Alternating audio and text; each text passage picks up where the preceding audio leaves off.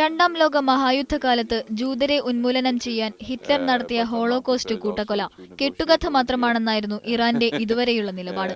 എന്നാൽ ഹോളോകോസ്റ്റ് ഐതിഹ്യമല്ലെന്നും ഒരിക്കലും സംഭവിക്കാൻ പാടില്ലാത്ത ദുരന്തമായിരുന്നുവെന്നുമാണ് മ്യൂണിക്കിൽ നടന്ന അന്താരാഷ്ട്ര സുരക്ഷാ കോൺഫറൻസിൽ ഇറാൻ വിദേശകാര്യമന്ത്രി പറഞ്ഞത്. ജൂതരുമായി ഇറാന് ശത്രുതയില്ലെന്നും വിദേശകാര്യമന്ത്രി മുഹമ്മദ് ജാവേദ് വ്യക്തമാക്കി. ഹോളോകോസ്റ്റ് ജൂത കെട്ടുകഥയാണെന്ന നിലപാട് 2006-ൽ ഇറാനിലെ ആത്മീയ നേതാവ് ആയത്തുള്ള അലി ഖാംനെയി ആവർത്തിച്ച് പ്രഖ്യാപിച്ചിരുന്നു.